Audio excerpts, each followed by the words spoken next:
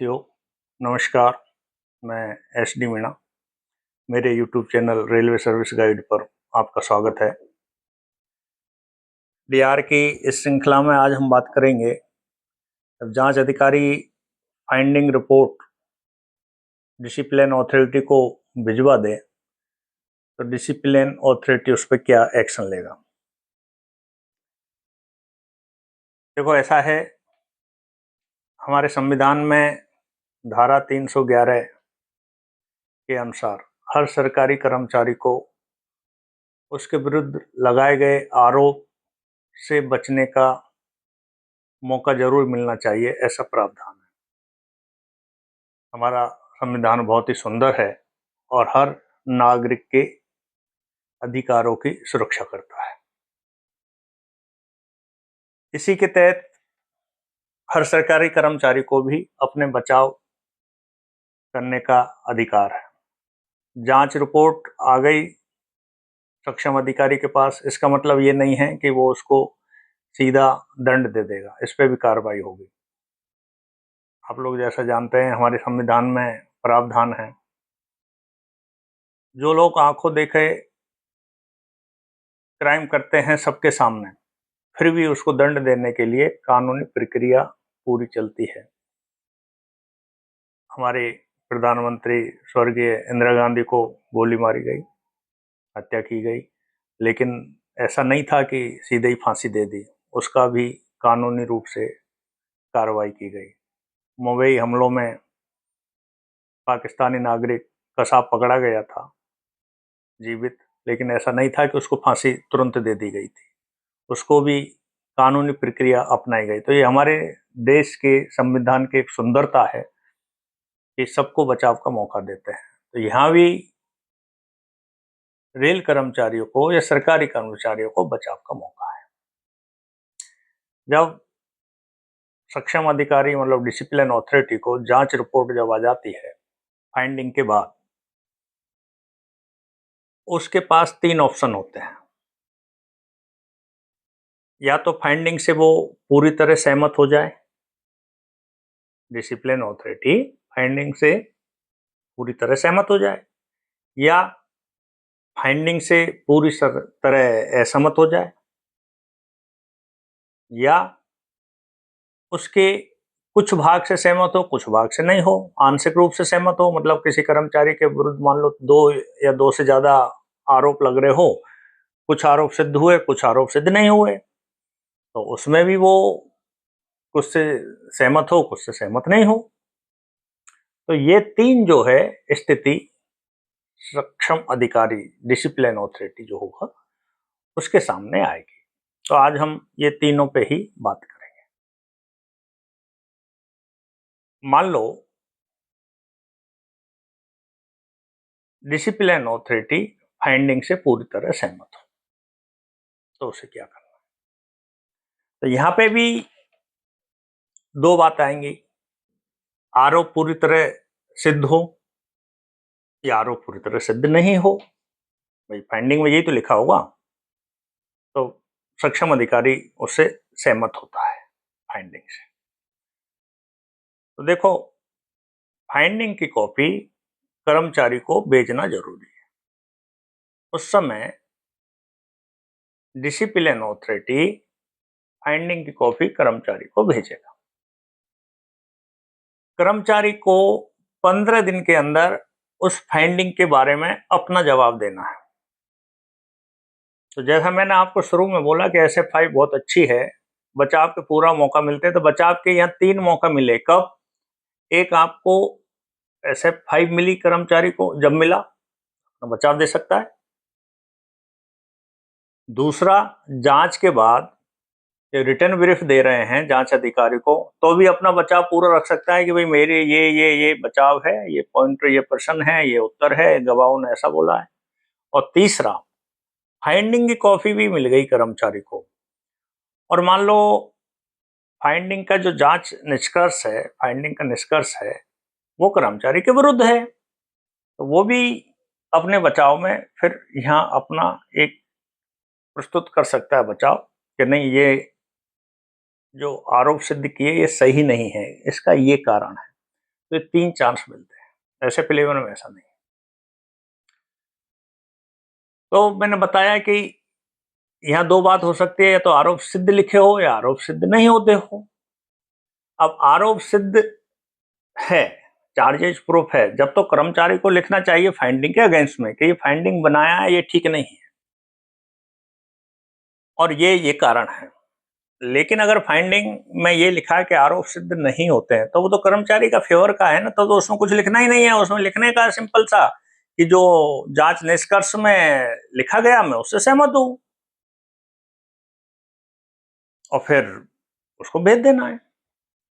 इसमें बड़ी विचित्र पोजीशन में आपको बता दूं, एक बार एक हुई थी, मैं डीसी था और जांच अधिकारी ने लिख दिया था कि आरोप सिद्ध नहीं होता। अब वो डिसिप्लिन अथॉरिटी के पास पहुंच गया था फाइंडिंग। डिसिप्लिन अथॉरिटी को ज़्यादा पता नहीं था। फाइंडिंग की कॉपी एम्प्लॉय को भेज दी, एम्प्लॉय ने मुझे भेजा, साहब क्या लिखना है। देखा कि आरोप सिद्ध नहीं हुए, नॉट प्रूफ है, तो हमने लिख दिया कि जो निष्कर्ष में निकला वो सही है और हम उससे सहमत है कि जांच जो हुई है उसमें मेरे खिलाफ आरोप लगाए गए सही नहीं पाए गए, इसलिए मेरे विरुद्ध लगे गए आरोप वो वापस लेने की मेहरबानी करें।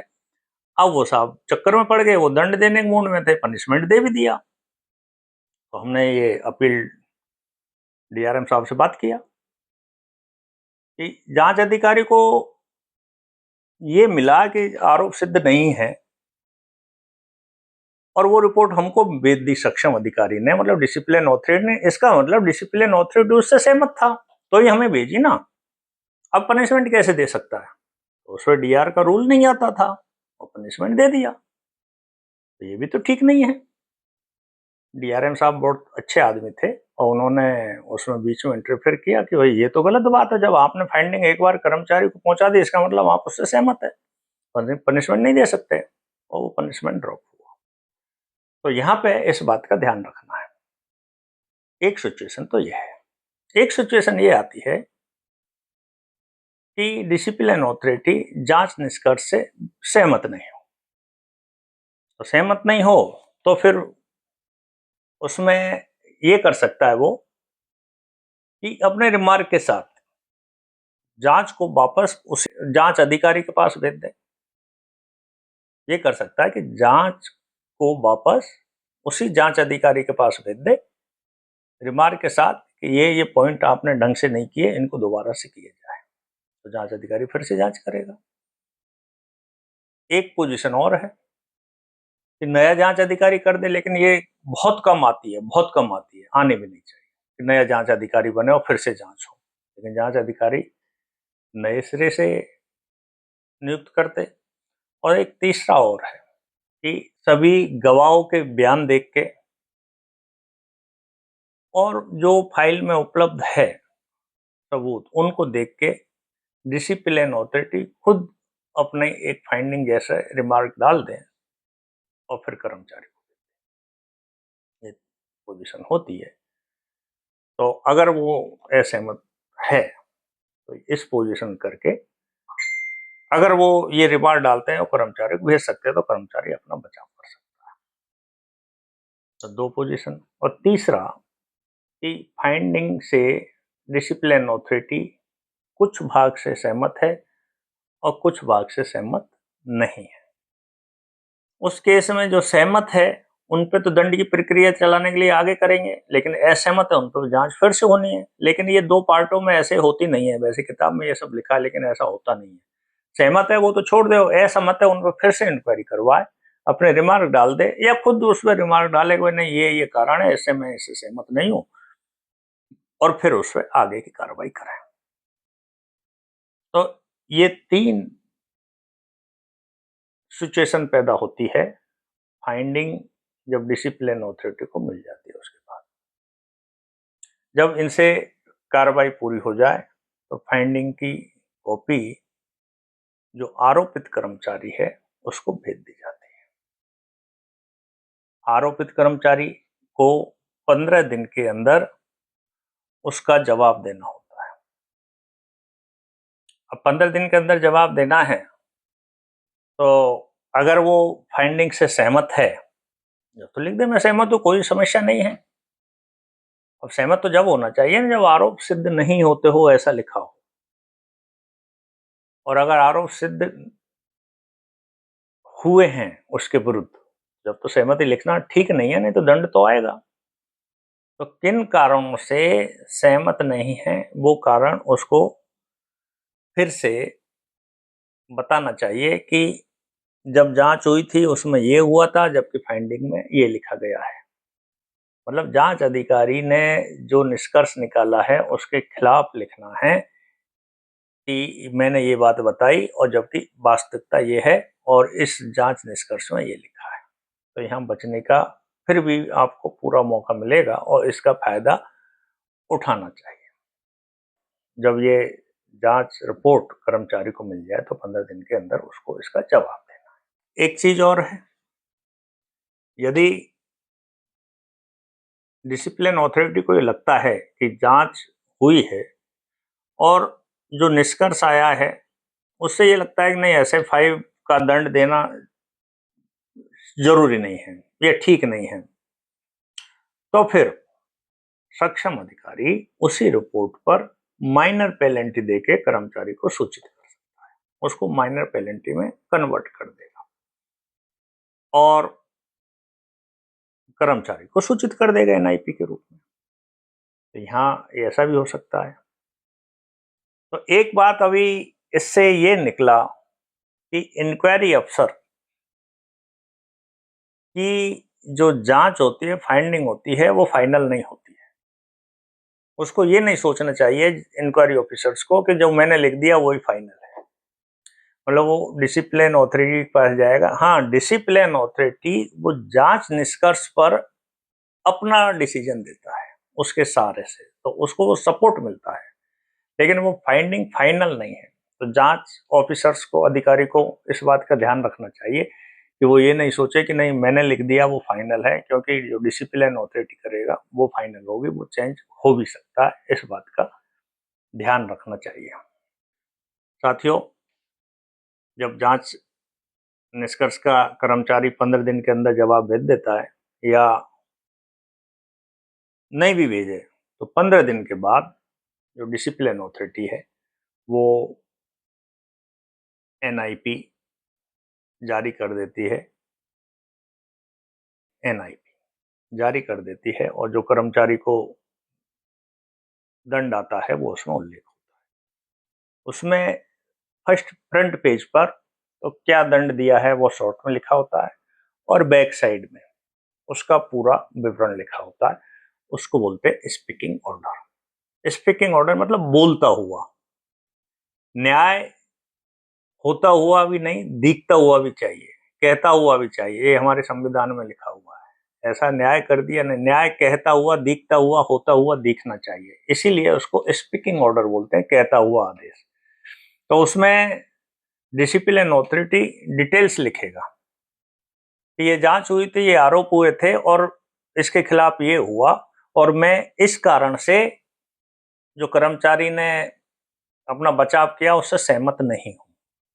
ऐसे जांच निष्कर्ष में तो लिख ही दिया है, लेकिन स्पीकिंग ऑर्डर में भी लिखना पड़ेगा कि मैं इन इन कारणों से कर्मचारी के बचाव से सहमत नहीं हूं और इसको ये दंड दिया जाता है। तो मेजर पेनल्टी के जो दंड बताए मैंने पहले अपने पहले वीडियो में, तो दंड कर्मचारी को दे देंगे। तो इस प्रकार से कर्मचारी को NIP मिलेगी और ये दंड की प्रक्रिया होगी, बाद में अपील का होता है। तो साथियों, DAR की प्रक्रिया में आरोप पत्र 5 से लेके और जांच हुई किस प्रकार से, सरकारी गवाह बयान हुए, डिसिप्लिन डिफेंस विटनेस के बयान हुए, डिफेंस विटनेस के बयान हुए, फाइंडिंग बनाई और फाइंडिंग पे क्या एक्शन हुआ, ये सब आपको मैंने बताया है।